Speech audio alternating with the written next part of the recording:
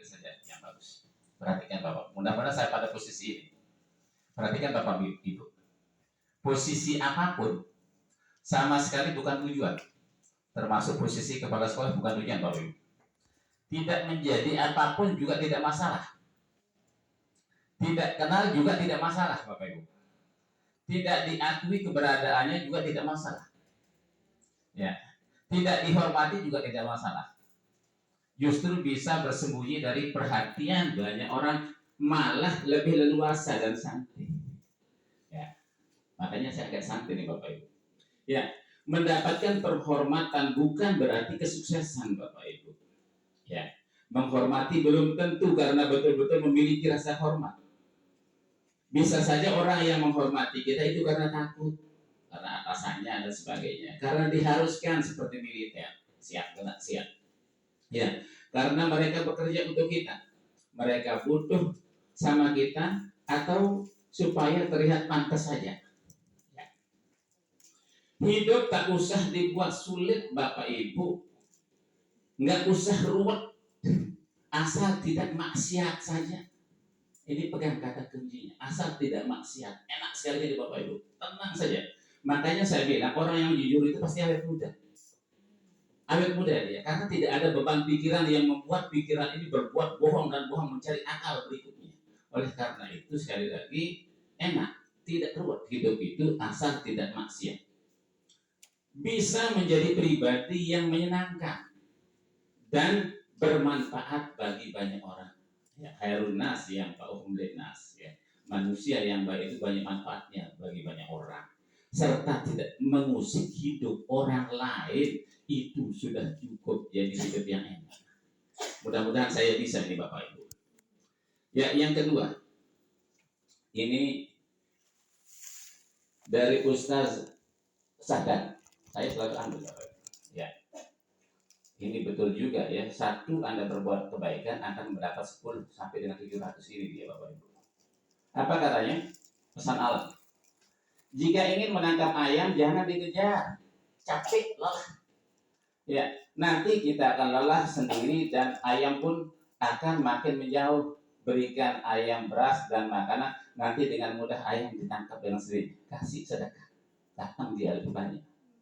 Ya, terima kasih Pak Sadan ini. Ya, saya ambil yang begini Bapak Ibu. Ya, dia datang dengan rela tanpa lelah-lelah. Begitu juga dengan rezeki, keluarkanlah sedekah, nanti rezeki akan datang menghampiri kita tepat waktunya. Ya, ya termasuk alhamdulillah dah dapat rezeki sertifikasi, kasih saja dia akan datang tanpa kita kejar. Ya. Kemudian jika ingin memelihara kupu-kupu jangan tangkap kupu-kupunya, pasti dia akan terbang. Tetapi tanamlah bunga di taman, maka kupu-kupu akan datang dengan sendirinya dan membenarkan sayap-sayapnya yang indah. Indah sekali hidup kita jadinya di rumah. Ya, saya ingin tanam bunga yang banyak. Ya. Ya. Bahkan bukan hanya kupu-kupu yang datang, tetapi kawanan yang lain yaitu datang seperti lebah. Akhirnya saya tanam melihara lebah juga di rumah, Bapak Ibu. Tinggal saya panen sekali sebentar, ya. Ya.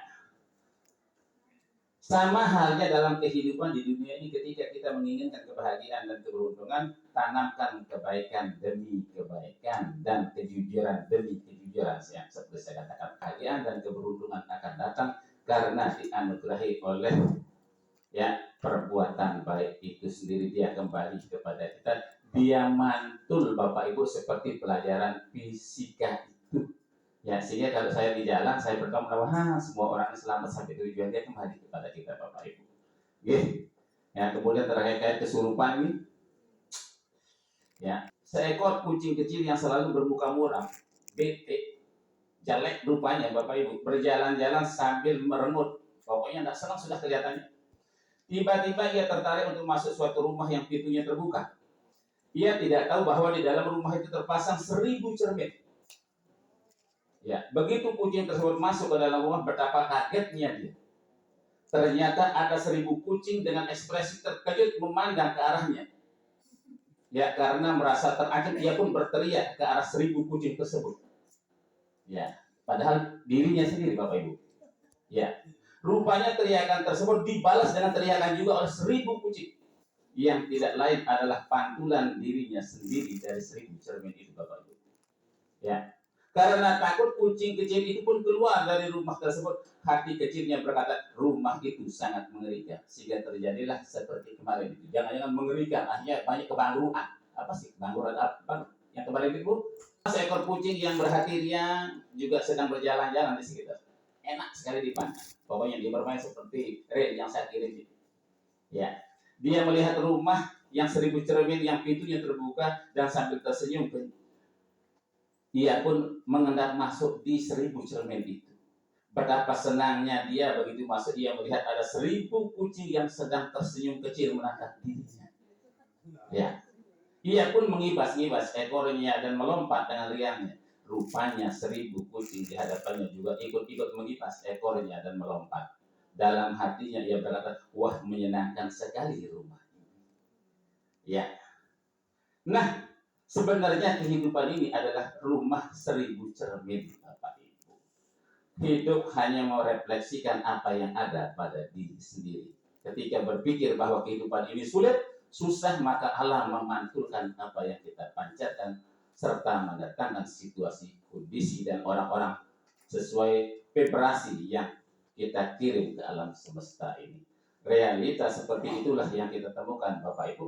Berhentilah murung, berhentilah cemberut, sering komplain, sering mengeluh, mudah marah dan berteriak atas hal-hal di sekitar kita. Sebaiknya berusaha memperbaiki mental dan sikap, bertutur kata, berpikir positif, bersyukur dan selalu menebar kebaikan, dan rasakan sensasi rumah 1000 cermin yang luar biasa dahsyatnya.